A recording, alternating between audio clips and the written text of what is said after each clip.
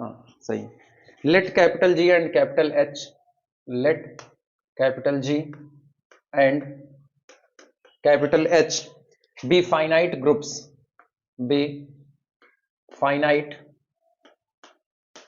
finite groups, be finite groups and ordered pair GH belong to external direct product of G and H. State unnecessary and sufficient, state unnecessary, state unnecessary and sufficient condition, and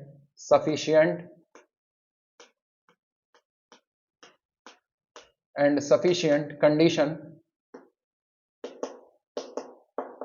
state unnecessary and sufficient condition for subgroup generated by GH is equal to subgroup generated by G external direct product subgroup generated by H.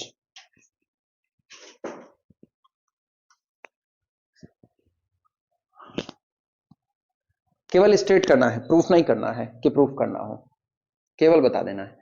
समझो पहले numerical है क्या।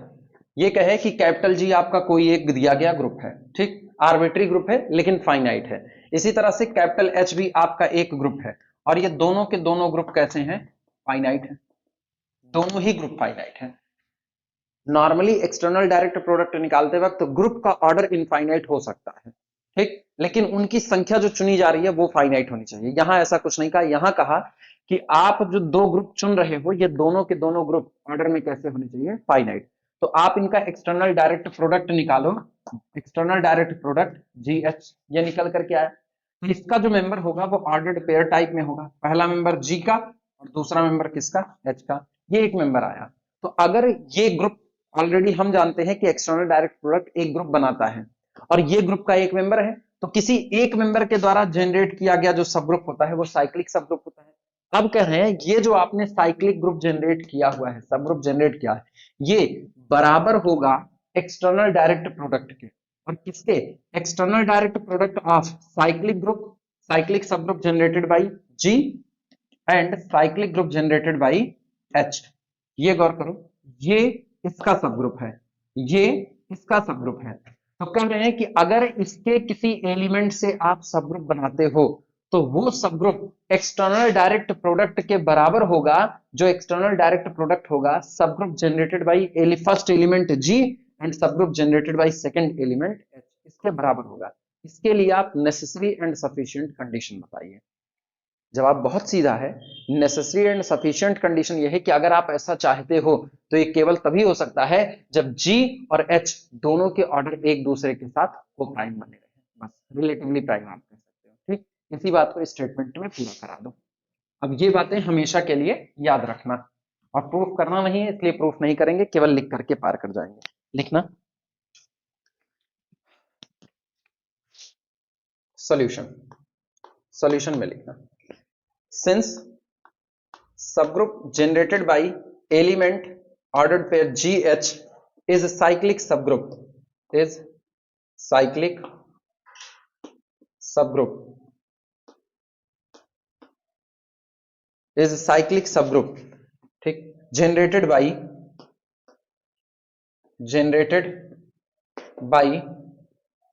ordered pair GH, ठीक। सो इसलिए अच्छा, अब ये बताओ अगर ये साइक्लिक है तो राइट हैंड साइड वाला भी कैसा होगा, साइक्लिक होगा। So RHS group, right hand side group, RHS group,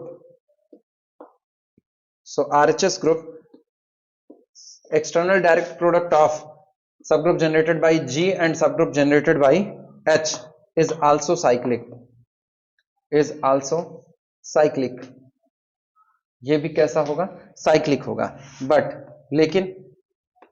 but अब आप एक बात जानते हो, पीछे हम लोग थ्योरम या सवाल कर चुके हैं कि ये कब साइक्लिक होगा, ये उसी दिन साइक्लिक होगा जिस दिन इन दोनों का ऑर्डर रिलेटिवली प्राइम होगा, याद आया। तो अगर इनका ऑर्डर रिलेटिवली प्राइम होगा तभी ये साइक्लिक होंगे, लेकिन तय है इनको साइक्लिक होना है क्योंकि ये साइक्लिक है, तो इसका मतलब ये दोनों बराबर ही तब होंगे जब इन दोनों का ऑर्डर आपस में क्या होगा, रिलेटिवली प्राइम। ऑलरेडी प्रूव भी हो गया, कोई बवाल नहीं, लिख देना। But subgroup generated by G, external direct product subgroup generated by H is cyclic if and only if, केवल और केवल तब, if and only if GCD of order of G comma order of H is equal to 1, ठीक। so इसलिए final statement, so for finite groups, so for finite groups, so for finite groups capital G and capital H, where जहां पर ordered pair GH belong to external direct product G and H, the subgroup generated by element GH is equal to external direct product of subgroup generated by G and subgroup generated by H if and only if, केवल और केवल तब GCD of order of G comma order of H is equal to 1, और लिख करके इसको घेरा मार देना। यही स्टेटमेंट तुमको याद रखना है।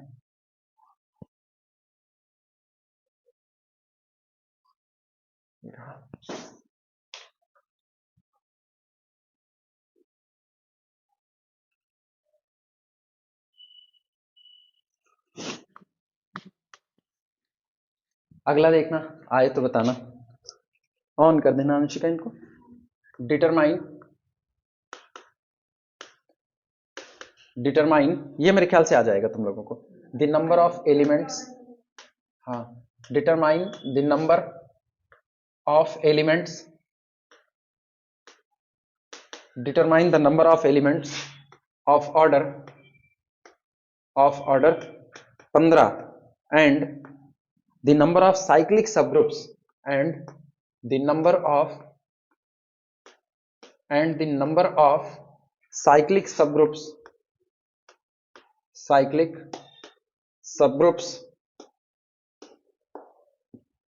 number of cyclic subgroups of order 15 in Z30 external direct product Z20, ये रहा।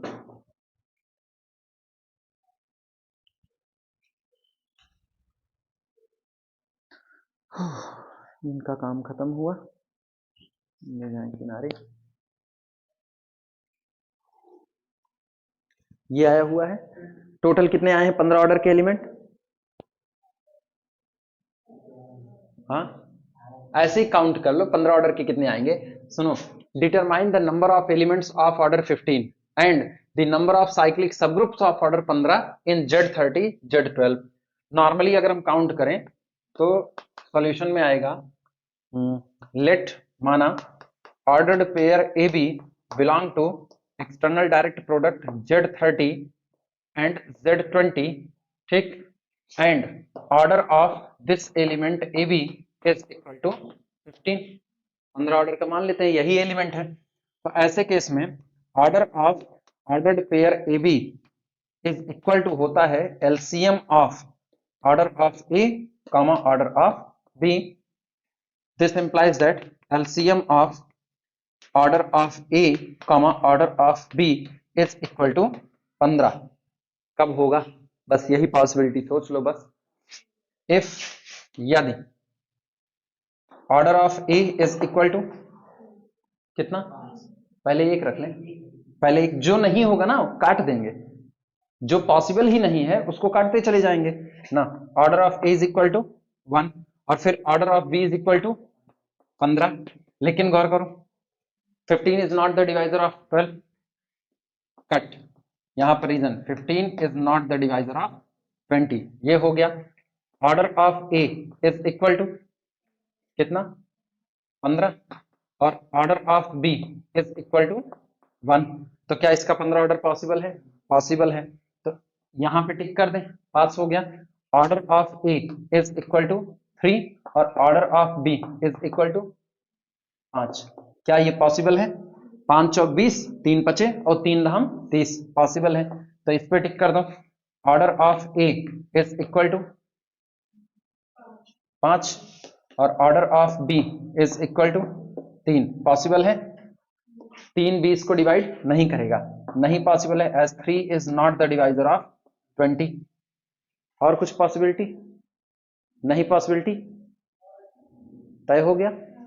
ठीक, तो इसका मतलब ये हुआ कि 15 ऑर्डर के एलिमेंट होने के लिए ए का ऑर्डर 15, बी का ऑर्डर 1 होना चाहिए, या ए का ऑर्डर 3, बी का ऑर्डर 5 होना चाहिए, ए का ऑर्डर 5, बी का ऑर्डर 3 होना चाहिए।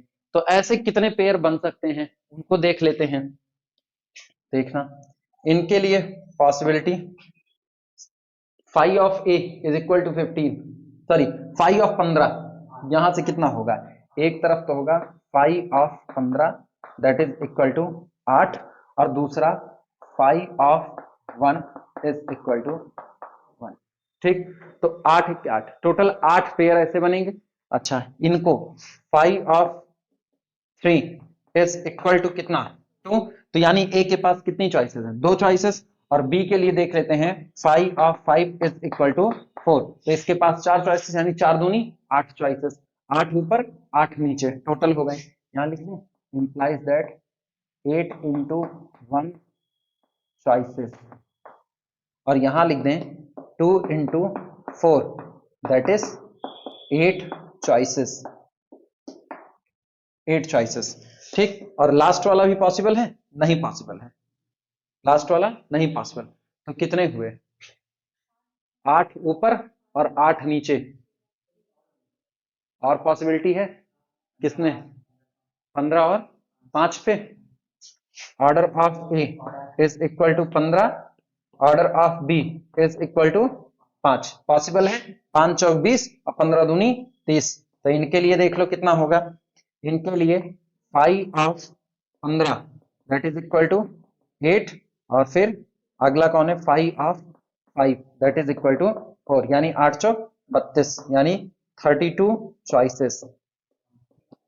चॉइसेस अब कितना हो गया, 32 यहां और 16 उधर, 48 हो गए टोटल। यानी कि यहां लिखते हैं, यहां पे this implies that total 48 elements ordered pair A B present in Z30 external direct product, Z20 of order 15, और एक सब ग्रुप कितने एलिमेंट रख सकता है 15 ऑर्डर के, 8 रख सकता है। ठीक, एंड वन साइक्लिक सबग्रुप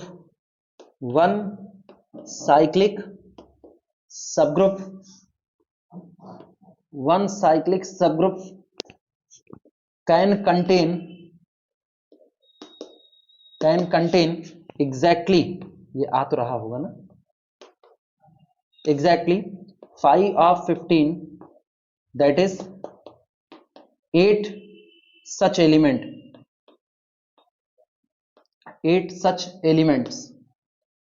ठीक, this implies that 48/8 that is equal to 6 cyclic subgroup possible of order 15, यही आगे लिख देना, 6 cyclic subgroup possible of order 15। बहुत शॉर्ट में लिखें, बहुत ज्यादा थ्योरी नहीं पूछे हुए हैं। हाँ, what is the order of any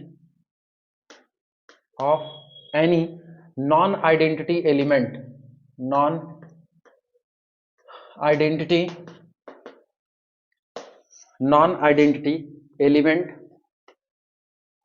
element of Z3 external direct product Z3 question mark, generalizes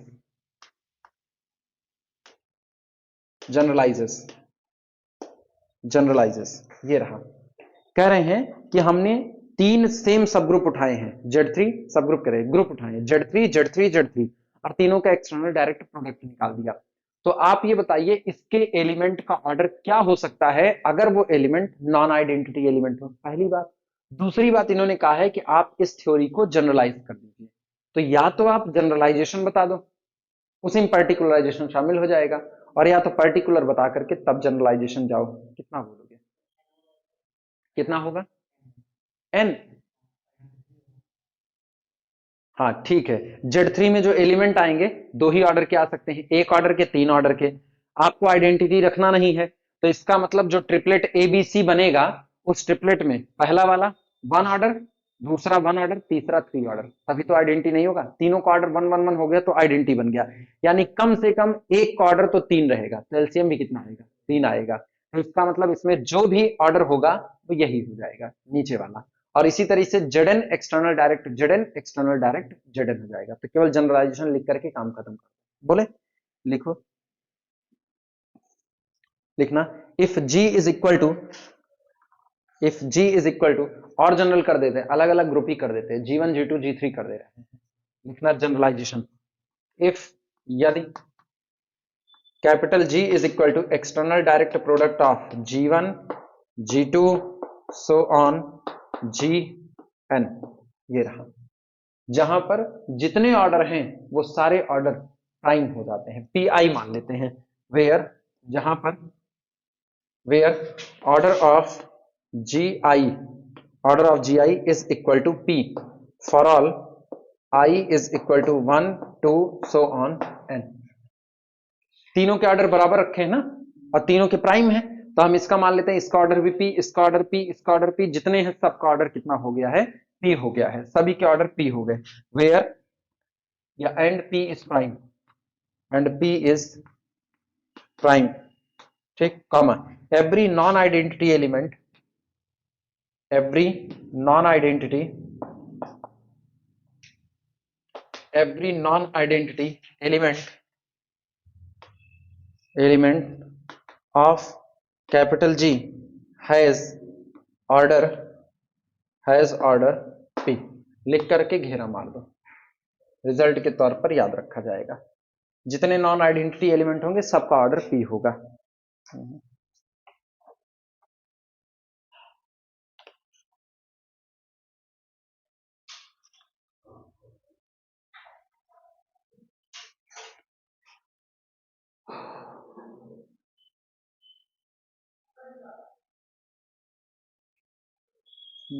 क्या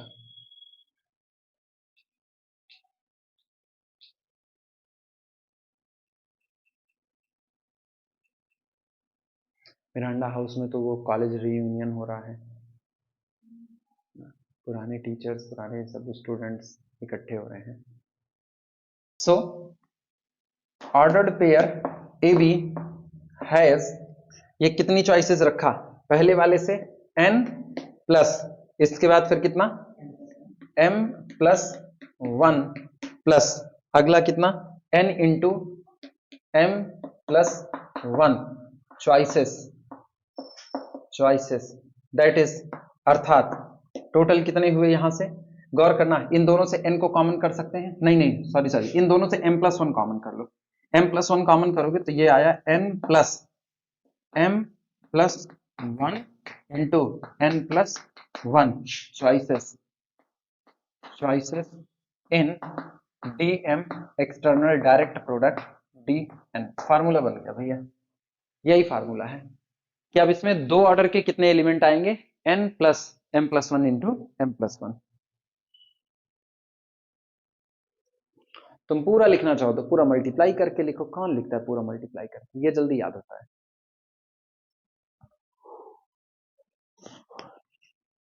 let capital M be the group, let capital M be the group of all real, real 2 cross 2 matrices, 2 cross 2 matrices under addition, under addition, under addition, let माना capital N is external direct product of R, R, R, movie आ गई, RRR, ठीक,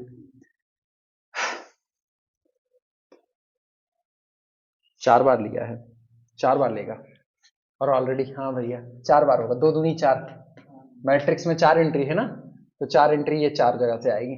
are R R R external direct product under composition, under component wise addition, component wise addition, under component wise addition, prove that ये मेरे को नहीं कराना पड़ेगा, खुद ही हो जाएगा। M is isomorphic to N, ठीक। What is the corresponding theorem, what is the corresponding theorem, what is the corresponding theorem, what is the corresponding theorem for the group of, for the group of, for the group of M cross N matrices, M cross N matrices, matrices under addition, under addition, under addition। मेरा ये कह रहे capital M 2 cross 2 की जितनी real matrix हो सकती हैं उन सभी का कलेक्शन है, और N एक्सटर्नल डायरेक्ट प्रोडक्ट है 4 सेट का, और ये चारों सेट आपस में बराबर हैं और कौन है, रियल नंबर। एडिशन ऑपरेशन के साथ ग्रुप बनाते हैं, तो 4 ग्रुप का एक्सटर्नल डायरेक्ट प्रोडक्ट यहां पर लिया है, और कैपिटल M 2 क्रॉस 2 की रियल एंट्री की मैट्रिसेस लिया है। आपको दिखाना है ये दोनों आइसोमॉर्फिक है, एक सवाल। दूसरा, what is the corresponding theorem, वो कौन सी करस्पॉन्डेंस में थ्योरम होगी for the group of M cross N matrices under addition. 2 सवाल हैं। पहले वाले में तुमको मैपिंग सोचनी है, जिसको 1-1 आंटो होमोमॉर्फिज्म कह दोगे, और दूसरे वाले में तुमको वो थ्योरम बतानी है। पहले वाले में मैपिंग बता दो हमको। हाँ, 1 मिनट रोक दो, कौन आए, यही मान लेना ABCD इज इक्वल टू, हाँ बस 4 टपल ABCD यही मान लेना, बस काम हो गया। तो मिटा दे इसको, ठीक है। ये खुद से दिखा लेना, ये मैपिंग 1-1 होगी, आंटो होगी, ऑपरेशन प्रिजर्विंग होगी, ठीक। मेरे ख्याल से ये डन हो चुका है, छोड़ दो इसको 25वें को। हाँ ये थ्योरम वाला, हाँ ये बताओ, what is the corresponding theorem for the group of M cross N matrices under addition. इसके करस्पॉन्डेंस में M क्रॉस N मैट्रिक्स के लिए कौन सी थ्योरम होगी, हो चुकी है ऑलरेडी थ्योरम, सोच करके जवाब देना है बस, सोचो, सिंपल है, आसान है, और लिखे हो कॉपी में बाकायदा। What is the corresponding theorem for the group of M cross N matrices under the operation addition.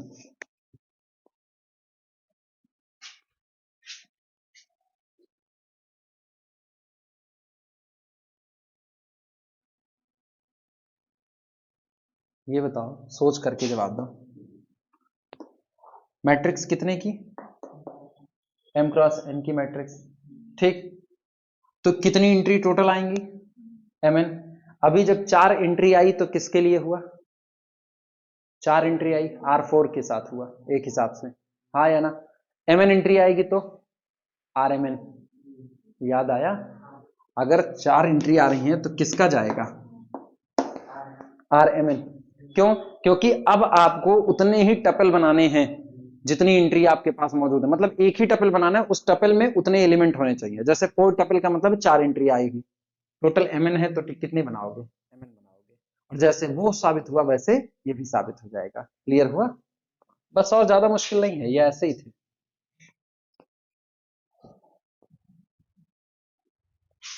इसके बाद फिर अगला कौन है,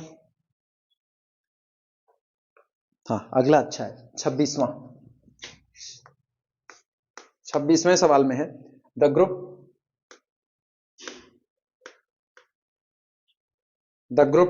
S3 external direct product Z2 is isomorphic to isomorphic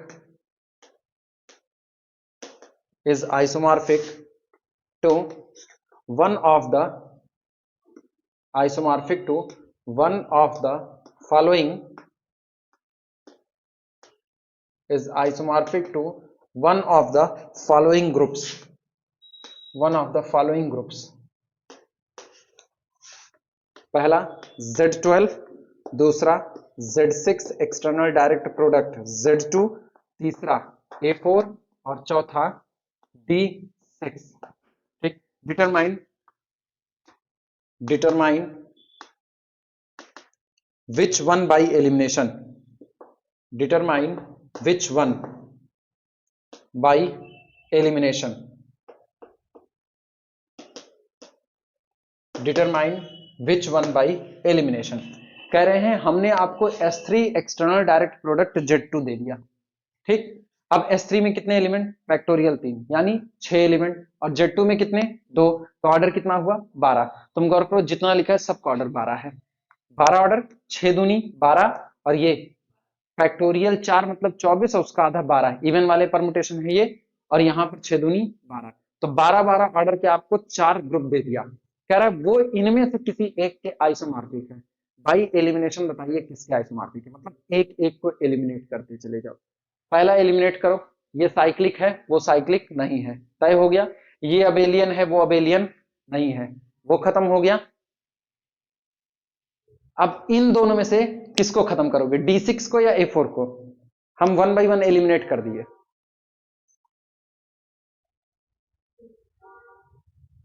सुनो, एक एक एलिमिनेट कर रहे हैं, तब तक दोनों सोचते रहो।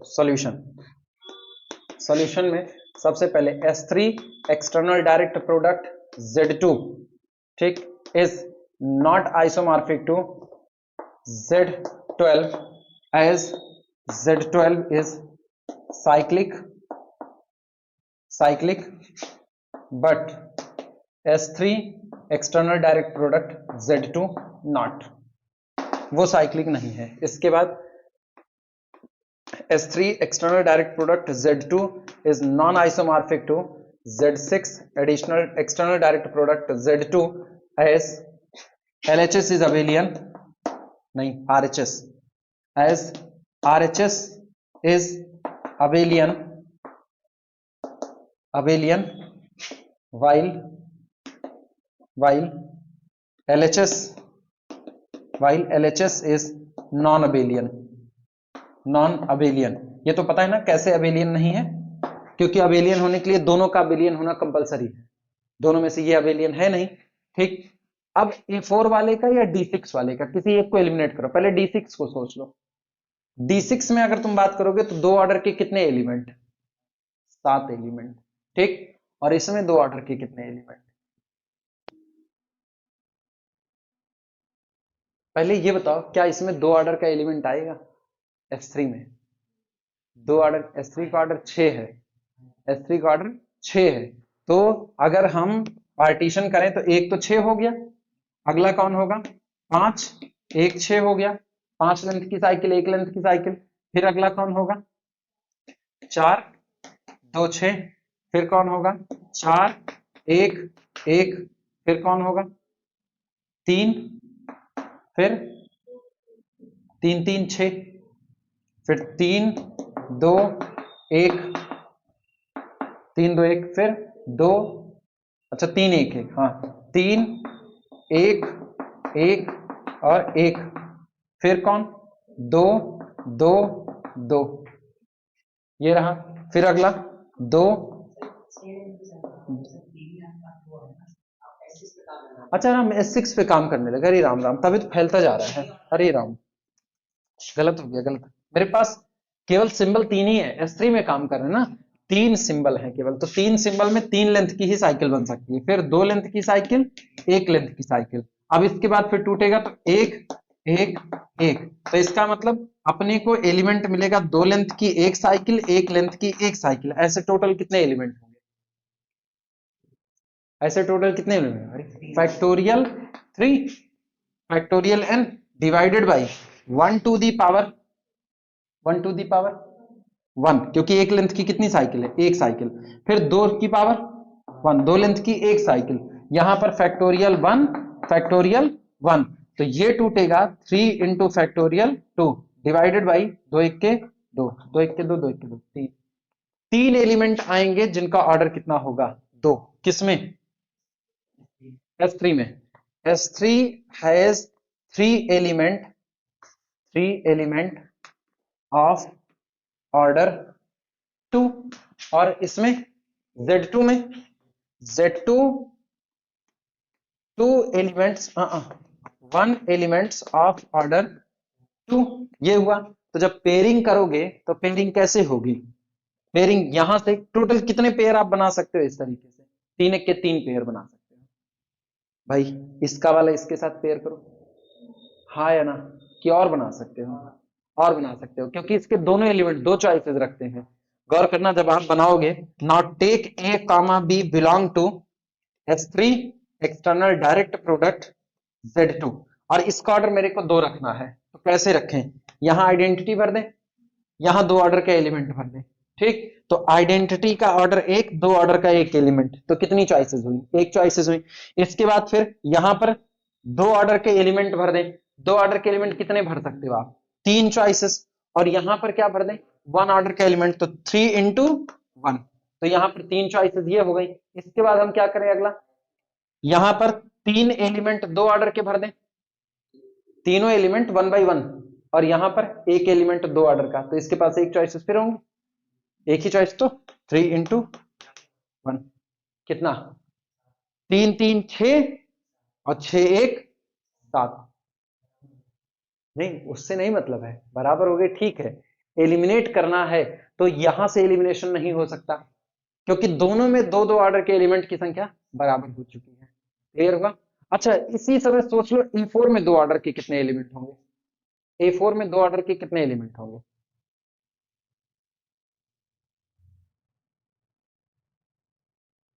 A4 का मतलब S4 में से इवन वालों को छांटा गया है, तो A4 में देख लो 2 ऑर्डर के कितने एलिमेंट होंगे, एलिमिनेट तो ऐसे ही करना है, ये बताओ, पार्टीशन ऐसे ही कर दे रहे हैं, 4 फिर 3 1 4, हम गलत लिख रहे हैं, 1 लेंथ की साइकिल, फिर कितना हुआ 2 लेंथ की साइकिल, फिर 2 लेंथ की साइकिल, फिर 2 लेंथ की साइकिल, 1 लेंथ की साइकिल, 1 लेंथ की साइकिल, फिर अगला कौन होगा, हाँ गलत हो गया कुछ, सही है, 1 लेंथ की साइकिल, 1 लेंथ की साइकिल, 1 लेंथ की साइकिल, और 1 लेंथ की साइकिल। अब बताओ इसमें से A4 में कौन कौन जाएगा, ये A4 में नहीं जाएगा, 4 लेंथ की साइकिल ऑड परमुटेशन, ये 3 लेंथ की साइकिल इवन परमुटेशन, ये जाएगा ही जाएगा, किसका मेंबर हुआ A4 का, लेकिन 3 लेंथ की साइकिल का ऑर्डर भी कितना होता है, 3 होता है, ये 2 लेंथ की साइकिल, 2 लेंथ की साइकिल, कैसा परमुटेशन, इवन या ऑड, भाई 2 लेंथ की साइकिल ट्रांसपोजिशन, 2 लेंथ की cycle transposition, transposition into transposition even हुआ, तो ये वाला किस में जाएगा A4 में, ये जाएगा A4 में नहीं जाएगा, ये वाला जाएगा, आइडेंटिटी है। अब गौर कर लो, आपको 2 ऑर्डर का एलिमेंट अगर A4 में मिलेगा तो ऐसा ही मिलेगा, और इनकी संख्या कितनी होगी, ये बताओ, फैक्टोरियल 4 डिवाइडेड बाई 1 लेंथ की कितनी साइकिल 0, और 2 लेंथ की कितनी साइकिल 2, तो 2 दूनी 4, अच्छा यहां पर फैक्टोरियल 2, तो ये आया 4 गुणे 3 गुणे 2, अब बटे 4 गुणे 2, 2 से 2 कटा, 4 से 4 कटा, 3 आएंगे, अंतर आ गया कि नहीं आ गया, यहां पर S3 external direct product Z2 में 2 लेंथ की, सॉरी 2 ऑर्डर के कितने एलिमेंट हैं, 2 ऑर्डर के 7 एलिमेंट हैं, और A4 में 2 ऑर्डर के कितने एलिमेंट आ रहे हैं, किसमें, और कौन से, 2 1 1, एक छोड़ दिए क्या पार्टीशन, ये A4 में कहां आएगा, ये A4 में आएगा ही नहीं ना, इसीलिए पहले पार्टीशन कर लिया, और ये A4 में नहीं आएगा, क्यों, इसको मत देखो, ट्रांसपोजिशन अकेला है, ऑड है, तो इसमें केवल और केवल 3 एलिमेंट आएंगे 2 ऑर्डर के, और जबकि इसमें कितने आ रहे हैं, सॉरी इसमें 3 आ रहे हैं और इसमें 7 आ रहे हैं, तो ये दोनों आइसोमॉर्फिक नहीं हो सकते, तो बचा कौन हुआ, D6 का आइसोमॉर्फिक हो जाएगा, इसीलिए उसमें 7 आ भी गए, चले, आप समझ में आया, इसीलिए उसने कहा है ना, determine which one by elimination, eliminate करते हुए, तो भैया 2 पहले एलिमिनेट कर दो,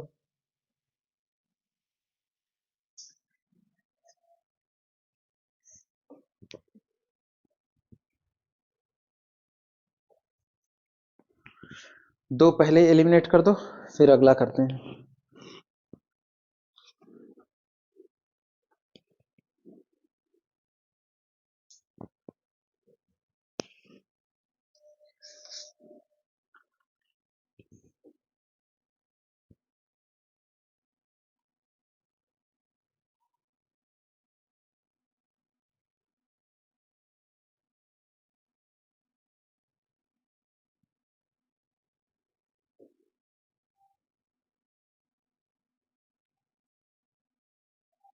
अच्छा, A4 में अगर हम एलिमेंट निकालें, किस किस ऑर्डर के एलिमेंट आएंगे A4 में? A4 में किस किस ऑर्डर के एलिमेंट आएंगे? तीन तीन दो एक, तीन दो एक ऑर्डर के एलिमेंट आएंगे A4 में। अच्छा, तो यार वैसे भी डिनाई हो सकता है। इसमें एक एलिमेंट 6 ऑर्डर का मिलेगा तुमको। इसमें एक एलिमेंट 6 ऑर्डर का मिलेगा। S3 में तीन तीन लेंथ की साइकिल आएगी कि नहीं आएगी? काहे नहीं आएगा भैया? इसमें तीन लेंथ की एक साइकिल आएगी कि नहीं? और इसमें 2 ऑर्डर का एक एलिमेंट मिलेगा। तो इसका मतलब ऑर्डर्ड पेयर ए बी जो बनाओगे, ऑर्डर्ड पेयर ए बी में एक ऑर्डर 3 हो सकता है, बी का ऑर्डर 2, और दोनों का एलसीएम 6 होगा। तो इसमें 6 ऑर्डर का एलिमेंट आएगा, इसमें 6 ऑर्डर का एलिमेंट नहीं आएगा, यही डिनाई कर दो, हवाले खत्म हो जाएगा। हाँ, ये ज्यादा आसान पड़ेगा, यही काम कर दो। ठीक। There exist an element of order 6 in S3 external direct product Z2, but A4 does not have any A4 does not have any element of order 6. This implies that S3 external direct product Z2 is not isomorphic to A4. तो finally अपने को मिला क्या? Therefore S3 external direct product Z2 is isomorphic to D6। आखिरी किसी एक के आप खुद ही करो, होगा ही होगा, तो इसी के होगा। दिखाने क्या होते तो मैपिंग मानते।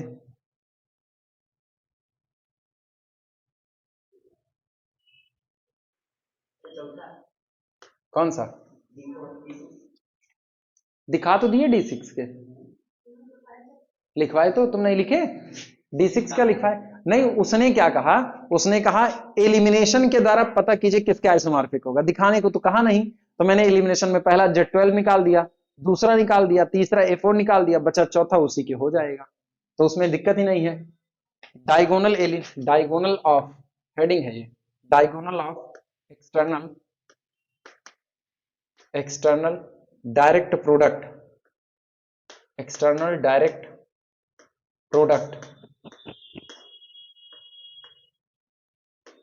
diagonal of external direct product of a group capital G। किसी ग्रुप कैपिटल G का एक्सटर्नल डायरेक्ट प्रोडक्ट का डायगोनल कुछ नहीं, जो जानते हो वही है, इसीलिए उसने कहा है ना of a group capital G, किसी एक ग्रुप का। अगर आपने ग्रुप को बदल दिया तो आपको डायगोनल मिले इसकी कोई गारंटी नहीं है, और नहीं मिलेगा तब। तो इसीलिए सेम ग्रुप होना चाहिए, कुछ है नहीं। डायगोनल में हम लोग जानते हैं कि पहला और दूसरा दोनों एलिमेंट आपके कैसे होते हैं? बराबर बराबर। डायगोनल पर रो कॉलम की संख्या बराबर होती है, 1 1 2 2 3 3 4 4 n। तो आपको वही काम करना है, आप किसी ग्रुप का उसी के साथ एक्सटर्नल डायरेक्ट प्रोडक्ट निकालो। तो ऐसे उन सभी एलिमेंट को चुन लो जिनका पहला और दूसरा दोनों एलिमेंट बराबर बराबर है, ऐसे ऑर्डर्ड पेयर चुनो। That's called the diagonal of external direct product. Clear हुआ? लिखना इस बात को। Let capital G be a group. Let capital G be a group. Let capital G be a group and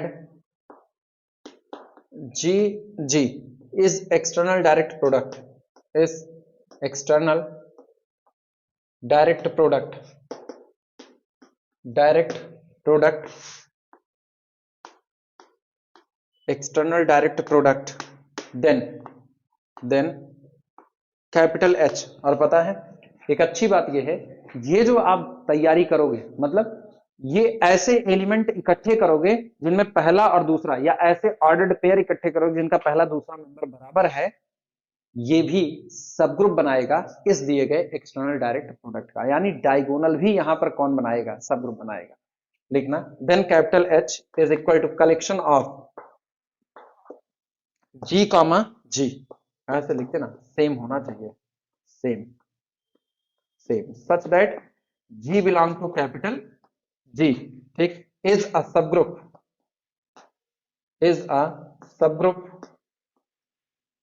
is a subgroup of external direct product G and G and known as, और इसी सब group को जाना जाता है and known as diagonal of external direct product G with G, known as diagonal of external direct product G with G।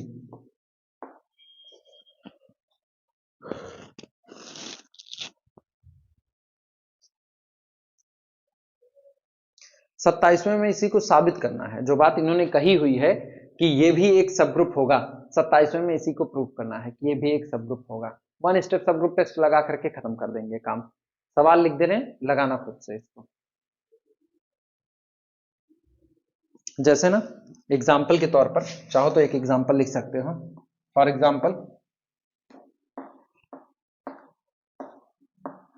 Example external direct product क्या लेने, जो कहो वो लेने, दोनों सेम ही लेने हैं, Z5 लें Z4 लें।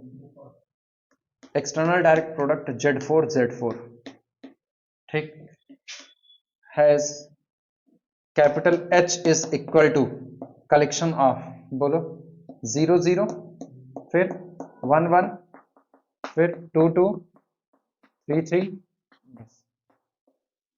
दिस, ठीक, has capital H a subgroup, ठीक, known as यही सब ग्रुप जाना जाता है diagonal, known as diagonal of Z4 external direct product Z4, ये रहा। लेकिन डायगोनल पाने के लिए दोनों ही एलिमेंट आपके कैसे होने चाहिए, सॉरी दोनों ही ग्रुप कैसे होने चाहिए, सेम होने चाहिए।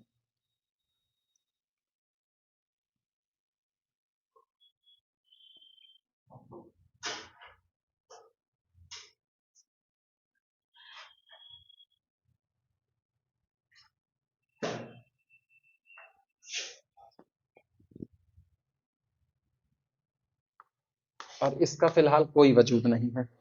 Let capital G be a group, let capital G be a group and capital H is the collection of ordered pair with the same coefficients नहीं कहने, same component। G belong to capital G is diagonal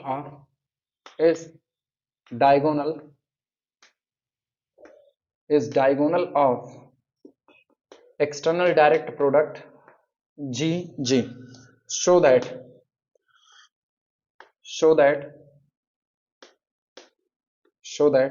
capital H is a subgroup of external direct product G with G, ठीक। when G is the set of real number, when capital G is the set of real numbers, when capital G is the set of real numbers under addition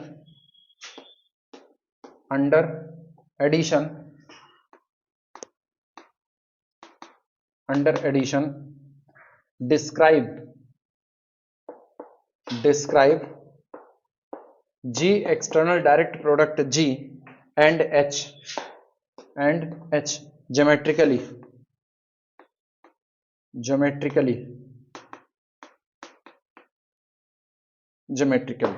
full stop.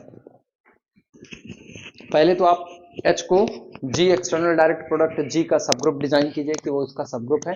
और दूसरी बात, अगर आप G को replace कर दो R से तो वो हो गया R external direct product R, तो ऐसे में आप G को और H को ज्योमेट्रिकली बताइए कि ज्योमेट्रिकली ये लोग क्या होंगे, कैसे आप डिस्क्राइब करोगे।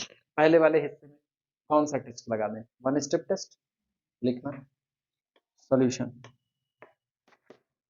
Clearly clearly E comma E belong to capital H implies that H does not equal to 5। दोनों पर आइडेंटिटी भर दो, वो तो रहेगा ही रहेगा डायगोनल में। अब अगला काम क्या होगा, लेट नाउ लेट G1 कामा G1, ठीक, और G2 comma G2 both belong to capital H। One step test क्या कहता है, ए बी इनवर्स भी किसका होना चाहिए, ग्रुप का ही होना चाहिए, ये H का। तो चलो ए बी इनवर्स निकालते हैं। तो G1 composition G2 inverse is equal to, ये आएगा G1 ठीक इंटू G2 इनवर्स लिख सकते हैं। और ऑपरेशन होगा कैसा, कंपोनेंट वाइज होगा। तो दिस इज इक्वल टू कितना होगा, G1 inverse comma G1 inverse. अब ये बताओ पहला भी कौन, G1 इनवर्स, दूसरा भी कौन, G1 इनवर्स, दोनों बराबर हैं, दोनों बराबर है तो किसके मेंबर हुए, डायगोनल H के। क्लियर हुआ, this implies that H is subgroup of external direct product G with G। Note कर लो।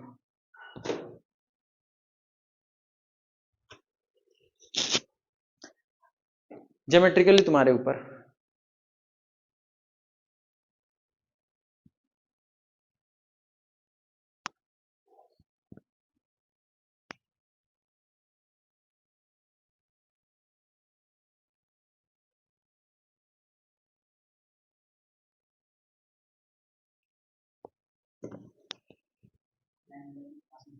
कौन सा, G या H लाइन होगी y बराबर x और G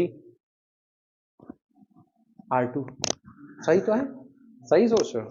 अगर G बराबर R कर दोगे तो G external direct product G R2 हो जाएगा, पूरा का पूरा टू डायमेंशनल प्लेन हो जाएगा आपका। और चूंकि डायगोनल कौन है, दोनों कंपोनेंट बराबर होने चाहिए, तो इसका मतलब लाइन y बराबर x लिख करके खत्म करो काम। लिखना if G is equal to, नहीं लिख दे रहे हैं,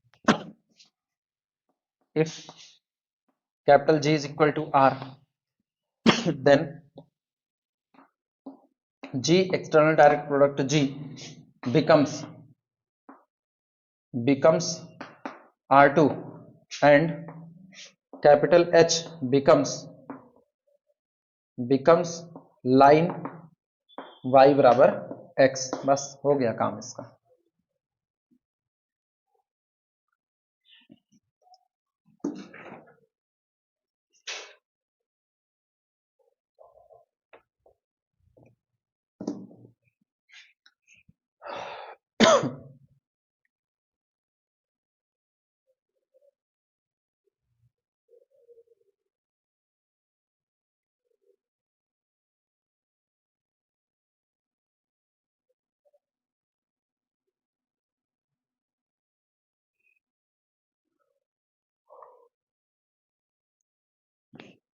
अट्ठाईसवां, find a subgroup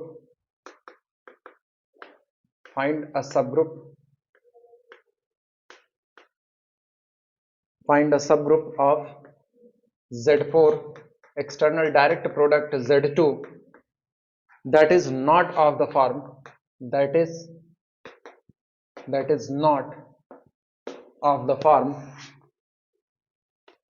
that is not of the form H external direct product K, where H is the subgroup of Z4, where capital H is a subgroup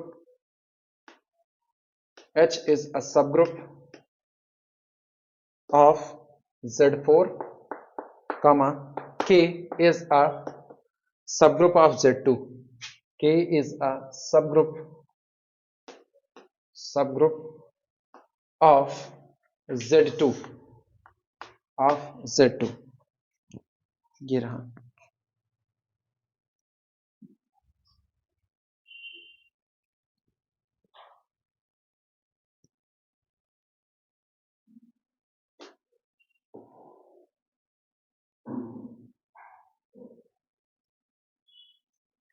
ये कह रहे हैं find a subgroup of Z4 external direct product Z2। आप इसका एक subgroup तो निकालिए, लेकिन वो सबग्रुप जो आप निकाल रहे हो वो ऐसा नहीं होना चाहिए कि वो Z4 के किसी सबग्रुप और Z2 के किसी सबग्रुप के एक्सटर्नल डायरेक्ट प्रोडक्ट के बराबर आए।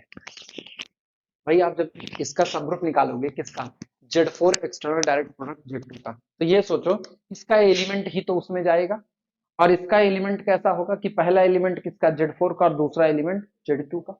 अब अगर पहला एलिमेंट Z4 का है तो वो Z4 के किसी ना किसी सबग्रुप का हिस्सा रहा होगा। दूसरा एलिमेंट अगर Z2 का है तो वो Z2 के किसी ना किसी सबग्रुप का हिस्सा रहा होगा।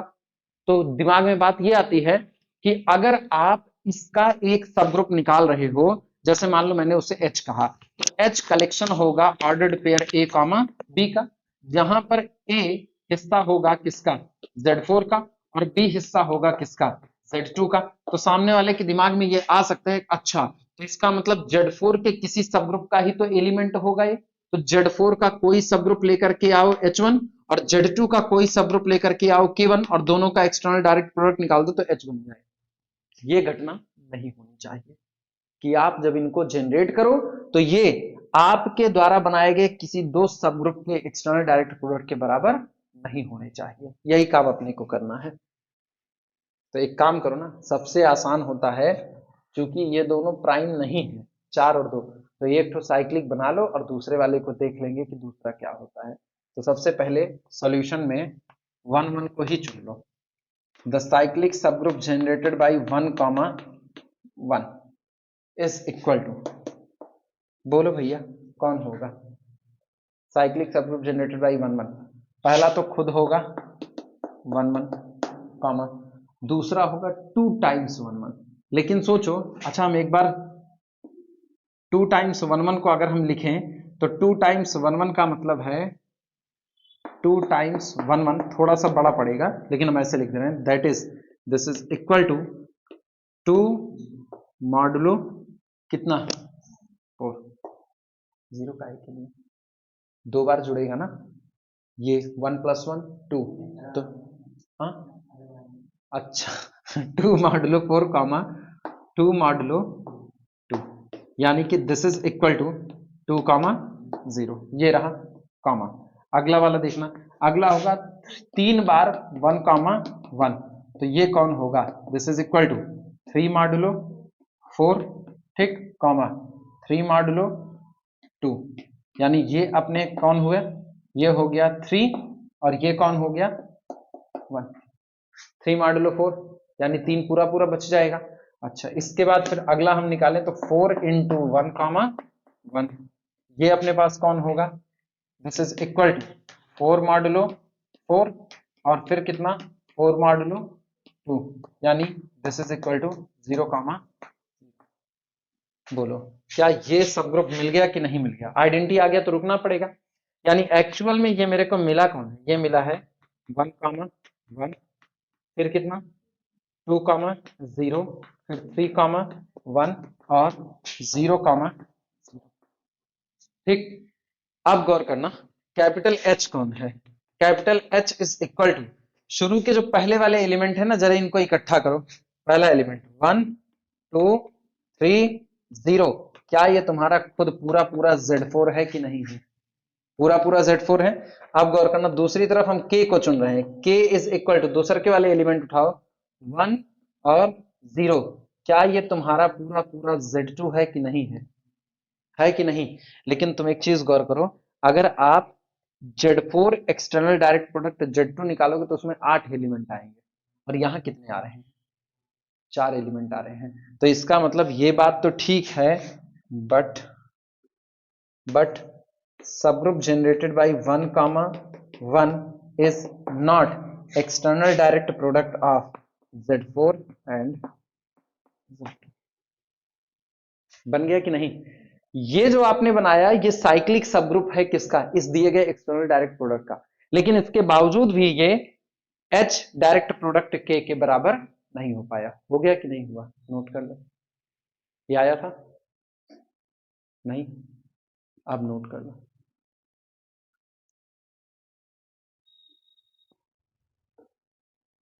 Find all subgroups, find all subgroups, find all subgroups of order 4 in Z4 external direct product Z4। ये Z4 एक्सटर्नल डायरेक्ट Z4 में 4 ऑर्डर के जितने सब ग्रुप हैं वो सब निकालने हैं। तो एलिमेंट पता कर लो, 4 ऑर्डर का एलिमेंट उठा लो। अब देखो 4 ऑर्डर का सब ग्रुप बनाओगे तो ऑब्वियस सी बात है 4 ऑर्डर का वो भी अबेलियन ही बन रहा है। ट्रिक बता दे रहे हैं कैसे। Z4 external direct product Z4 कैसा है, अबेलियन है। और 4 ऑर्डर के जितने भी अबेलियन ग्रुप होते हैं वो सभी आइसोमॉर्फिक होते हैं किसके, या तो D4 के, और सॉरी D4 कहते, या तो Z4 के और या तो क्लेन 4 सब ग्रुप के। क्या तुमको कोई ऐसा मिलेगा इसमें? सुनो इत्मीनान से सुनो। मान लो कैपिटल H एक सब ग्रुप है जिसका ऑर्डर कितना है, 4 है। दो ही घटनाएं घटेंगी, या तो कैपिटल H साइक्लिक होगा, ठीक, और या तो capital H non cyclic abelian होगा, नॉन साइक्लिक अबेलियन होगा। अगर ये साइक्लिक हुआ, अगर ये साइक्लिक हुआ तो capital H is isomorphic to किसके होगा, Z4 के होगा। Z4 के मतलब 4 ऑर्डर का एलिमेंट आएगा ही आएगा, तय बात है। और उसी 4 ऑर्डर के एलिमेंट से बनने वाला सब ग्रुप आप डिजाइन कर लो। अगर ऐसा हुआ तो कैपिटल H आइसोमॉर्फिक होगा किसके, किसके, क्लेन 4 ग्रुप, क्लेन 4 ग्रुप। हाँ, तो क्लेन 4 ग्रुप को हम लोग K4 लिख देते हैं थोड़ी देर के लिए। क्लेन 4 ग्रुप में तो इसमें आपके जो एलिमेंट आएंगे वो element order of A is equal to या तो 1 होगा और या तो 2 होगा, इसके अलावा तो हो नहीं सकता। तो आप पता कर लो कि ये पॉसिबिलिटीज किन किन सब ग्रुप्स में बन रही है, उन्हीं सब ग्रुप्स को कैलकुलेट कर लो। कौन सा नॉन साइक्लिक कितने आएंगे, एक आएंगे। हाँ, और ये इसके लिए हो जाएगा, हो जाएगा, ये छोड़ दें हम इसको। धन्यवाद। हाँ, ये सब बहुत बहुत इजी है, ये सब हो ही जाएंगे इस तरह। 30 हो गया, 30 के बाद फिर 31, ये भी हो ही जाएगा। 31वां, what is the largest order, what is the largest,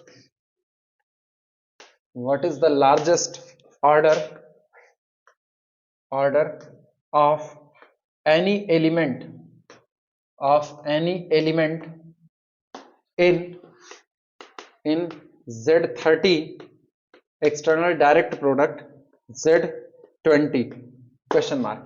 Z30 external direct product Z20 में हाईएस्ट ऑर्डर का एलिमेंट कितना ऑर्डर रखेगा, पक्का?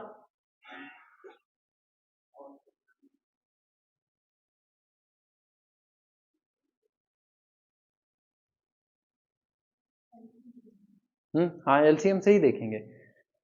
Z30 में कितने कितने ऑर्डर का एलिमेंट हो सकता है, Z30 चूंकि साइक्लिक है तो जितने डिवाइजर होंगे सब ऑर्डर का एलिमेंट होगा। तो अगर A बिलोंग टू Z30 हो रहा है तो ऑर्डर ऑफ A के लिए पॉसिबिलिटी हो सकती है 1, 2, इसके बाद 3 और 5, 6, 15, 30, ये हो गया। और B बिलोंग करता है किससे, Z20 से, तो ऑर्डर ऑफ B के लिए पॉसिबिलिटी कितनी, 1, 2, इसके बाद 4 पंचे 20, 5 चौक 20, 10 दूनी 20, 20 एक्के 20, ये रहा। अब आपको ऑर्डर ऑफ ए बी चाहिए, तो largest order of a b अगर हम करें तो order of a B is equal to, order of a B is equal to LCM of order of A comma order of b. तो largest आप कौन सा पाओगे, लार्जेस्ट पेयरिंग कर लो किसी से, किसका? 30 और 20 का एलसीएम कितना? 30 और 20 का एलसीएम कितना? 60। लीस्ट कॉमन मल्टीपल 60, और किसी में इससे बड़ा नहीं मिलने वाला है। तो बस यहीं पर चले आना, यहां पर लिखना order of a b is equal to 60 when order of A is equal to 30, order of B is equal to 20, and this is the largest possible order for any element in this. किसका? हाँ, किसका? हाँ हाँ भैया, जब तुमको 60 order का element मिल रहा है तो इसी एलिमेंट को उठा करके साइक्लिक सबग्रुप बनाओ 60 ऑर्डर का। नहीं समझे? एक एलिमेंट अगर एग्जिस्ट कर गया 60 ऑर्डर का, तो उसी एलिमेंट को लेकर के 60 ऑर्डर का साइक्लिक सबग्रुप नहीं बना सकते हो, तो 60 ऑर्डर का साइक्लिक सबग्रुप भी तो रख लेगा। अभी क्लियर हुआ? लिख सकते हो, ऐसे लिखना हो तो ऐसे लिखो, किसी और तरीके से। This is the largest possible order, this is the largest possible order लिख देना।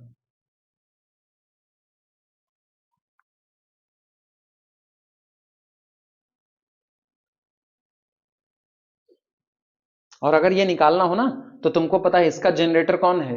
1 का ऑर्डर कितना? 30। इसका जनरेटर 1 का ऑर्डर कितना? 20। 1 ऐसा एलिमेंट होगा ऑर्डर्ड पेयर 1 जिसका ऑर्डर 60 होगा, तुम वो एलिमेंट भी लिख देना। In fact 1 has order 60।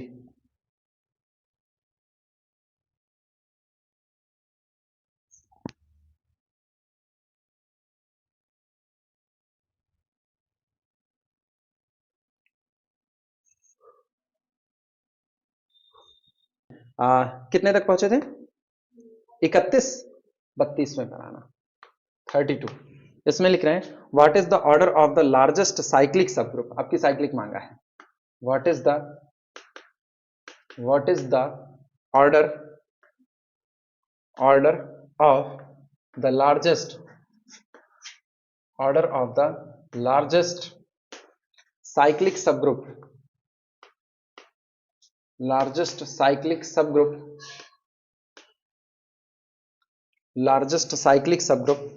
of Z6 external direct product, Z10 external direct product, Z15 question mark। एक दूसरा, what is the order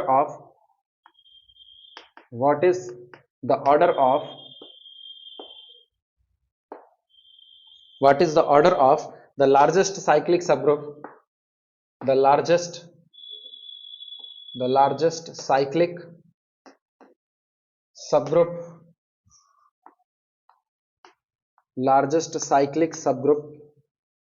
of Zn1 external direct product, Zn2 external direct product, so on external direct product Znk question mark.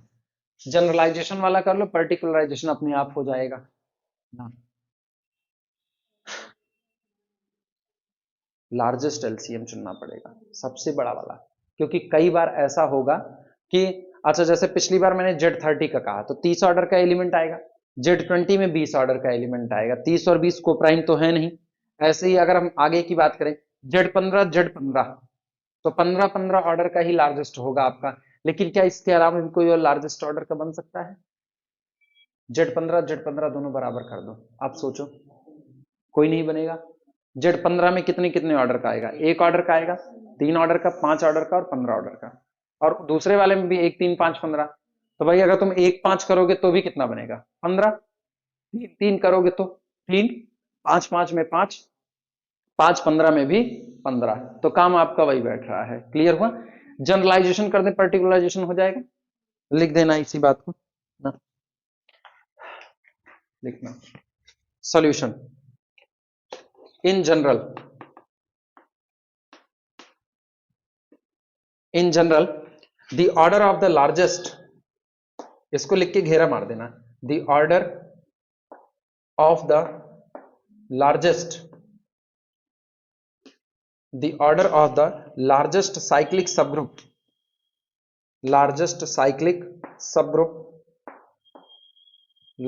cyclic subgroup of Zn1 external direct product Zn2 external direct product so on external direct product कितना था Znk ठीक is LCM of nk1 comma nk2 उल्टा लिख रहे हैं क्या n1 लिखना चाहिए था ना हम nk1 का है लिख रहे हैं n1 comma n2 comma so on comma nk जो आपके ग्रुप के ऑर्डर है ना उन्हीं ऑर्डर का एलसीएम निकाल लो बस वही आपका लार्जेस्ट पॉसिबल ऑर्डर का साइक्लिक सबग्रुप बन सकता है और नहीं बन सकते तब ऊपर वाले का पता है 6 10 15 6 पंचे 30 10 तिहाई 30 15 दूनी 30 आ जाएगा उसका तो इसका अपने हिसाब से लिख लेना what is the order of the largest cyclic subgroup लिख देना LCM of 6 10 15 that is equal to 30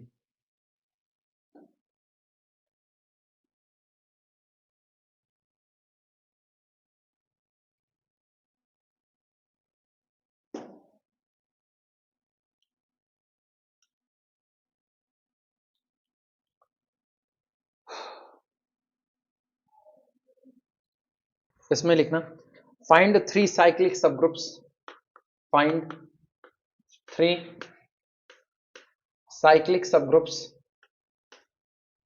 3 cyclic subgroups find 3 cyclic subgroups of maximum possible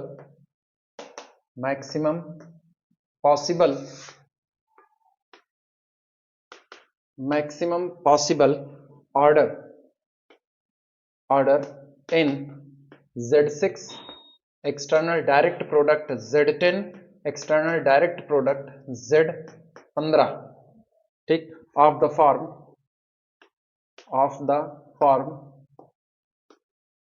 cyclic subgroup generated by A external direct product cyclic subgroup generated by B external direct product cyclic subgroup generated by C where जहां पर where A belong to Z6 comma B belong to Z10 और comma C belong to Z15 कह रहे हैं कि आप एक cyclic subgroup 3 cyclic subgroup निकालिए इस दिए गए एक्सटर्नल डायरेक्ट प्रोडक्ट के लेकिन ये तीनों साइक्लिक सबग्रुप मैक्सिमम ऑर्डर के होने चाहिए ठीक अब तुमको पता है इसका मैक्सिमम ऑर्डर कितना है 30 अभी अभी तो किए थे 6 पंचे 30 10 तिहाई 30 15 दूनी 30 तो मैक्सिमम पॉसिबल ऑर्डर आपका 30 है तो 30 ऑर्डर के 3 साइक्लिक सबग्रुप निकालने हैं लेकिन शर्त है वो तीनों साइक्लिक सबग्रुप ऐसे होने चाहिए कि वो इस फॉर्म में हो कि वो एक्सटर्नल डायरेक्ट प्रोडक्ट हो subgroup generated by A subgroup generated by B subgroup generated by C के जहां पर ए Z6 का बी Z10 का और सी Z15 का मेंबर है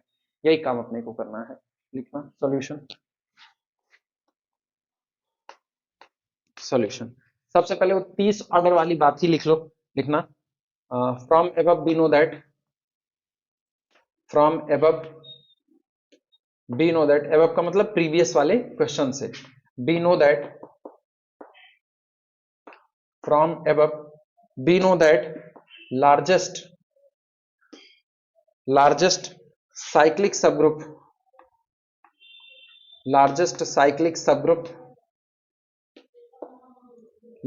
cyclic subgroup of Z6 external direct product Z10 external direct product Z15 ठीक is of order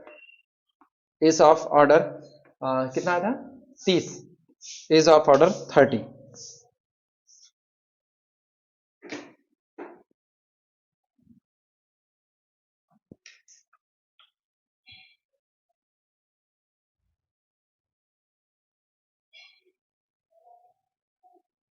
ये याद रखना साइक्लिक सबग्रुप निकालना है और एक्सटर्नल डायरेक्ट प्रोडक्ट के ही फॉर्म में आना चाहिए तो ये बात तय है कि अगर एक थ्योरम हम लोग जानते हैं G साइक्लिक है H साइक्लिक है तो इनका एक्सटर्नल डायरेक्ट प्रोडक्ट तभी साइक्लिक होगा जब ऑर्डर कैसा हो कोप्राइम हो तो हमको एलिमेंट भी वैसे चुनने होंगे जिनके ऑर्डर कैसे निकल करके कोप्राइम तभी साइक्लिक सबग्रुप आएगा अदरवाइज नहीं आएगा लिखना also be know that language में लिख दो also be know that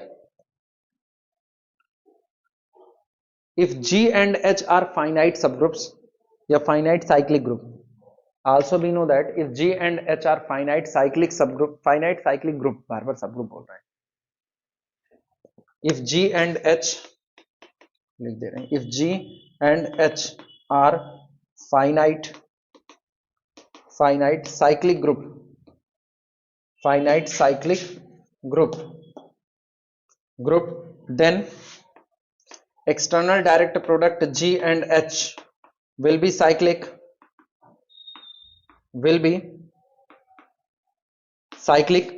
if and only if, केवल और केवल तब, order of G and order of H are co-prime,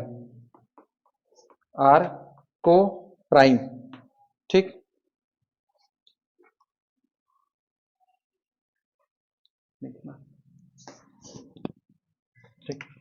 There exist, यहां मौजूद है, 1 1 1 belong to Z6 external direct product, Z10 external direct product, Z15 such that कि order of 1 1 1, इस triplet का जो ऑर्डर होगा वो कितना निकल करके आएगा, 30 आएगा।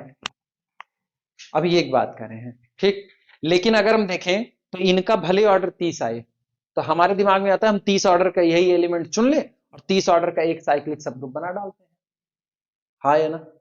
लेकिन गौर करो, ये 30 ऑर्डर का एक साइक्लिक सबग्रुप बना देगा, कोई दिक्कत नहीं है, ध्यान देना।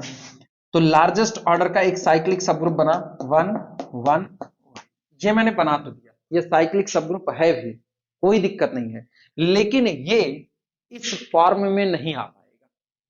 उसका रीजन है, इस फॉर्म को भी अगर साइक्लिक होना है तो इन तीनों का ऑर्डर आपस में कोप्राइम होना चाहिए। तो भले वो साइक्लिक सबग्रुप है और सबग्रुप इन्हीं का है, लेकिन ये ऐसा फॉर्म नहीं ले सकता है कि ये तीन अलग अलग सबग्रुप के एक्सटर्नल डायरेक्ट प्रोडक्ट के बराबर आ जाए। ये बात समझ में आ रही है?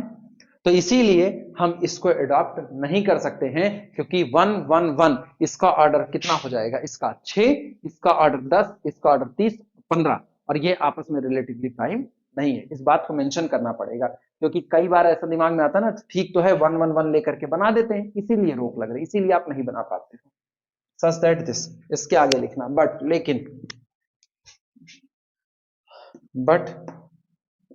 लेकिन the order of subgroup generated by 1, order of subgroup generated by 1, order of subgroup generated by 1, ये तीनों 1 अलग अलग हैं, याद रखना, are not co-prime, so we can't take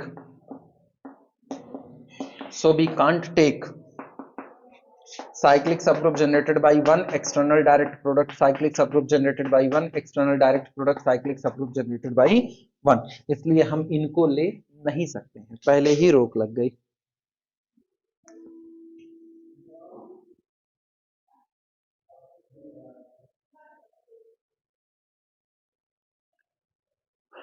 फंस गए हम लोग, कोई टेंशन नहीं, अब अगले में हम देखना। Z6 में 3 आएगा कि नहीं आएगा, 3 आएगा, और 3 दूना 6, तो यानी कि 3 का ऑर्डर कितना हो गया, 2। अब ऐसे जानना, 3 का ऑर्डर 2। उधर सुनना, Z10 है ना, Z10 में 2 आएगा और 2 पंचे 10, उसका ऑर्डर 5, 2 और 5 आपस में कोप्राइम है कि नहीं है। अच्छा Z15 में जाओ, Z15 में 3 3 पचे 15, नहीं, हाँ 3 पचे 15 गड़बड़ाएगा उधर, कोई रुको नहीं, अरे रुको, पहले 3 बिलोंग टू Z6 लिया, अगर 3 बिलोंग टू Z6 है तो ऑर्डर ऑफ 3 कितना हो जाएगा, 2 हो जाएगा। इसके बाद फिर Z10 में आते हैं, Z10 में 2 आएगा, 2 बिलोंग टू Z10 लिया, तो इसमें order of 2 is equal to कितना, 5, 2 पंचे 10, 2 हो गया, 3 हो गया, और यहां पर देखना 5 या 3 बिलोंग टू Z15 लो जरा, तो order of 3 is equal to 5, लेकिन रिलेटिवली प्राइम नहीं है, 5 ले, यहां पर 5 लेते हैं, 5 बिलोंग टू Z15, तो order of 5 is equal to 3। आओ 2 5 3, अब आपस में ये लोग कौन है, रिलेटिवली प्राइम। तो इसका मतलब अब हम जनरेट कर सकते हैं subgroup generated by 3, external direct product subgroup generated by 2, external direct product subgroup generated by 5, और ये साइक्लिक सब ग्रुप हो जाएगा। क्लियर हुआ कि नहीं? चलो इसी बात को लिखते हैं। ये मेंशन करना बहुत जरूरी होता है कि आप 1 1 1 क्यों नहीं चुन पाओगे, वरना आपके दिमाग में हमेशा एक बात रहेगी कि हम 1 1 1 ले लिए तो काफी आसानी से बन जाता, बन तो जाता है, टास्क ना पूरा होगा। लिखना सो देयर एग्जिस्ट, लिखना देयर एग्जिस्ट, यहां मौजूद है 3 बिलोंग टू Z6, ठीक, comma 2 belong to Z10, and अगला कौन सा लिए हैं, 5 लिए हैं, 5 belong to Z15 such that order of 3 is equal to 2, order of 2 is equal to 5, order of 5 is equal to 3, relatively prime,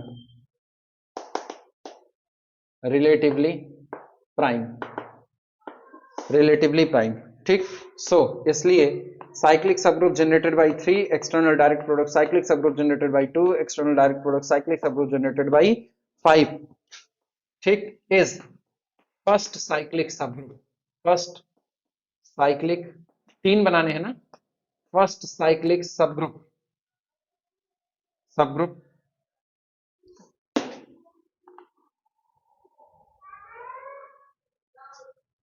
पहला बन गया भैया,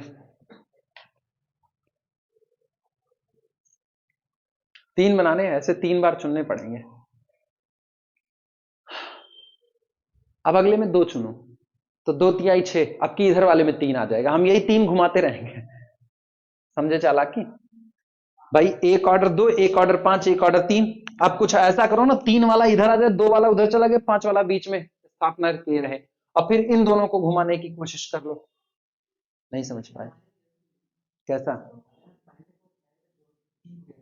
हम्म अगला वाला कोई और करो। हाँ हाँ, नहीं ये भी, अरे रुको रुको, थमो थमो जरा, तुम ये सोच रहे हो हम 5 ऑर्डर का एलिमेंट कर दें उसको, 5 ऑर्डर का एलिमेंट, इसमें 5 ऑर्डर के कितने एलिमेंट तय कर सकता है, 4 रख सकता है, हो सकता है जो तुम चुनो वो यहीं पे पहले से रहा। नहीं समझे? सुनो, तुम इसको नहीं बदल रहे हो, तुम इसको नहीं बदल रहे हो, तुम कह रहे हो कि 3 को ही चुना, 3 का ऑर्डर 2 है, तो ठीक है, तो तुम्हारा पहला आएगा साइक्लिक सबग्रुप जनरेटेड बाई 3, कोई दिक्कत नहीं। दूसरे पे तुमने कहा कि मैंने 5 को ही चुना क्योंकि उसका ऑर्डर 3 है, तो लास्ट में आ गया साइक्लिक सबग्रुप जनरेटेड बाई 5, यहां एक्सटर्नल डायरेक्ट प्रोडक्ट तो चल गया। अब तीसरे वाले पे तुम कह रहे हो कि हम फिर एक एलिमेंट पा जाएंगे जिसका ऑर्डर 5 ही होगा, हम एलिमेंट बदलेंगे। एलिमेंट बदलने का खतरा यह है कि ये जो साइक्लिक सबग्रुप जनरेटेड बाई 2 है, ये 5 ऑर्डर के कितने एलिमेंट रखेगा, 5 ऑफ 5, यानी 4 एलिमेंट रखेगा, वो 2 भी है, और अगर अगला एलिमेंट भी इसी का यहीं पर रखा तो ये दोनों तो बराबर है, तो आपने नया तो कुछ बनाया ही नहीं, समझे? इसीलिए चालाकी ये है ना कि आप एलिमेंट ना बदलो, आप ऑर्डर को बदलो, एलिमेंट तो अपने आप चेंज हो जाएगा। ऑर्डर बदलो, बीच वाला बचा करके रखो, कोई टेंशन नहीं अपने को।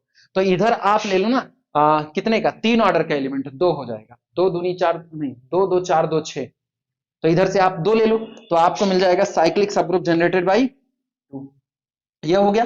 अब बीच में आप रखो external direct product cyclic subgroup generated by 2, ये दोनों सेम नहीं है क्योंकि ये किसका है, Z3 का, और ये किसका है, सॉरी ये Z6 का, और ये किसका है, Z10 का। और लास्ट वाले में आप कोई एलिमेंट चुन लो जिसका ऑर्डर 2 हो, किसका, 2 ऑर्डर का कोई नहीं पॉसिबल है, हाँ 15 है ना, 2 ऑर्डर का कोई नहीं पॉसिबल, तो कोई एक और चुनो, किसको, हाँ इनको फ्लिप करना चाहते हो, इनको फ्लिप करना चाहते हो, हाँ इनको भी फ्लिप कर सकते हो, कोई टेंशन, लेकिन 3 ऑर्डर के कोई एलिमेंट नहीं आएगा। अच्छा 3 को इधर कर लो, 2 को यहां कर दो, 5 को यहां कर दो, हाँ ये भी काम कर सकते हो, यही ठीक। चल भैया अगला चुनते हैं। ऑर्डर बचाने के चक्कर में अगर आए ना तो चला जाएगा, वहां पर एक दिक्कत है, लिखना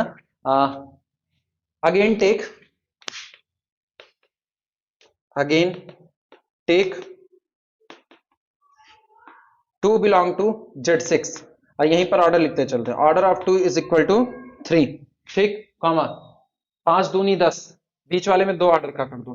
5 बिलोंग टू Z10, तो order of 5 is equal to 2, और लास्ट वाले में आप 3 पचे 15, 3 बिलोंग टू Z15, और order of 3 is equal to 5। एक बार फिर से relatively prime,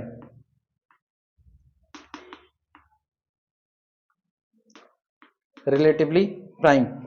So this implies that the subgroup generated by 2 external direct product, subgroup generated by 5 external direct product, subgroup generated by 3 is second cyclic subgroup, second cyclic subgroup। ठीक। अच्छा, तीसरा हम direct लिख दें, तीसरा डायरेक्ट लिख दें। तो सिमिलरली इसी प्रकार, सिमिलरली एक तो बना लो साइक्लिक सबग्रुप जनरेटेड बाय 3, यही पुराना वाला। ठीक, तो इसका ऑर्डर कितना रहेगा, 2 रहेगा। इसके बाद फिर एक्सटर्नल डायरेक्ट प्रोडक्ट किसका, Z10 का चाहिए ना, Z10 8 पंचे 40, Z10 में 8 आएगा ना, आएगा आएगा, और 8 पंचे 40, उसका ऑर्डर 5 हो जाएगा ना।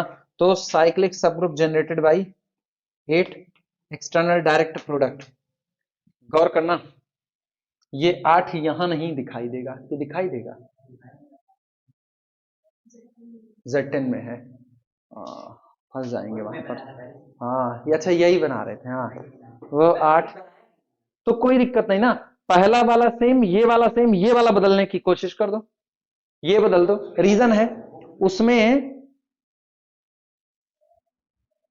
5 का ऑर्डर 3 लिए थे ना, तो 3 ऑर्डर के कितने एलिमेंट आएंगे, 2 एलिमेंट आएंगे, और दोनों एक ही जगह पर आएंगे क्या, दोनों एक ही जगह पर आएंगे, दोनों एक ही जगह पर आएंगे। एक और चुनना है, एलिमेंट का ऑर्डर ही चेंज करें क्या,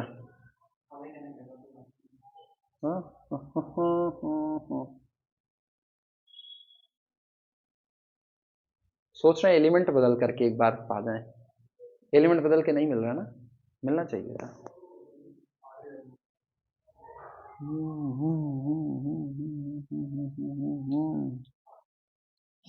तो पहले वाले को बदलो, आसान रास्ता तो फिर पहले में लास्ट में यही है, बीच वाले में तो कुछ मिलेगा नहीं।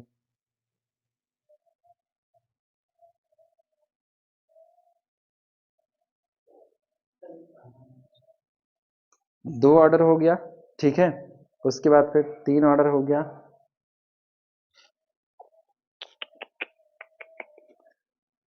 ये किसके लिए है, Z10 के लिए, तो 2 4 6 8 आएगा आएगा, फंस गए।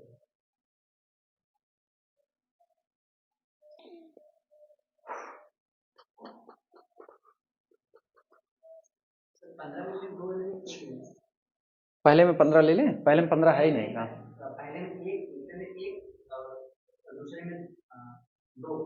रुको रुको रुको रुको, एक एक करोगे तो पहले वाले एक का ऑर्डर 6, दूसरे वाले एक का ऑर्डर 10, वो को प्राइम कहां है,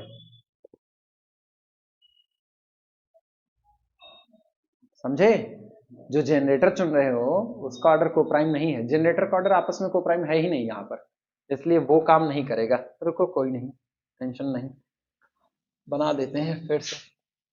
एक काम करो ना, Z6 के पास जो एलिमेंट आएंगे, Z6 के पास उनके ऑर्डर कितने कितने हैं, 1 2 3 और कितना 6, ये तो हो गया Z6 का। Z10 के पास जो एलिमेंट आ रहे हैं इनके ऑर्डर कितने कितने आ रहे हैं, 1 फिर 2 फिर कितना 10 है ना, तो 5 और फिर कितना हो गया 10, और लास्ट में आ जाओ Z15 के पास जो एलिमेंट आ रहे हैं एक ऑर्डर का, फिर कितने ऑर्डर का, 3 ऑर्डर का, फिर 5 ऑर्डर का, और 15 ऑर्डर का, 15 ऑर्डर का। सुनो 1 और 10 का जीसीडी, एक तो सुनो, 1 ले लो, 10 का ले लो, 3 का ले लो, 1 का ऑर्डर कितना रहेगा 6, लेकिन 10 का ऑर्डर, हाँ ऑर्डर वाले में आ रहे हैं ना, ऑर्डर वाले में। रुको रुको, वन ऑर्डर का आइडेंटिटी, सुनो सुनो, वन ऑर्डर का आइडेंटिटी सब ग्रुप जनरेटेड बाई 0। हाँ है ना, वन ऑर्डर का लेना है, मैंने वन एलिमेंट ही ले लिया था, वो गड़बड़ था। वन ऑर्डर का यहां से ले लो आइडेंटिटी। एक्सटर्नल डायरेक्ट प्रोडक्ट यहां से 10 ऑर्डर का एलिमेंट कौन हो गया? वन। ठीक, अब इन दोनों का 1 और 10 का जीसीडी कितना आएगा? 1 और 10 का जीसीडी 1 आएगा। अब सुनो, इधर से आप 3 उठा लो, तो 3 ऑर्डर का कौन सा एलिमेंट होगा? 5। External direct product 5। तो इसका ऑर्डर कितना? 1, इसका ऑर्डर कितना? 10, इसका ऑर्डर कितना? 3, और तीनों आपस में रिलेटिवली प्राइम है। ये काम हो सकता है। तो क्लियर हुआ? This is third cyclic subgroup. Third cyclic subgroup, third cyclic subgroup ये रहा, आ गया। वो एक बार ऑर्डर लिखने के बाद दिमाग ज्यादा चल रहा है, बिना ऑर्डर लिखे नहीं चल रहा था। इस पे मैंने ना गलत किया हुआ है, इसमें मैंने गलत किया, बहुत साफ सुथरा पता चल रहा है, गलत है। 3 8 5, 3 8 5 गलत है ना।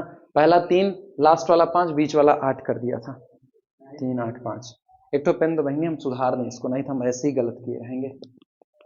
हम कहे ना कुछ खतरा होता है ना। 0 1 5 ये तो हो ही गया है ना। लिख दो बस उसी में, 34वें में। हाउ मेनी एलिमेंट्स, रिश्तेदार कार्टून होते हैं। How many elements of order 2, उसी समय कहते हैं आप कितनी मदद कर सकते हैं वो बताइए, उसी के अकॉर्डिंग हम बताएं। आर इन जेड 2 लाख है, कितना है? 10 लाख 20 लाख है, नहीं 40 लाख। जेड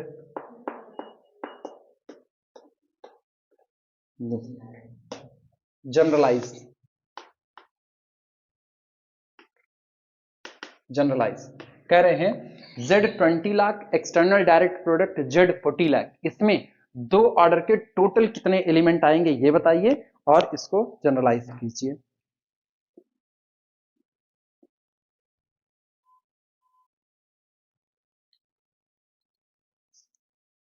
सीधे जनरलाइजेशन कर दे, सीधे जनरलाइज कर दे।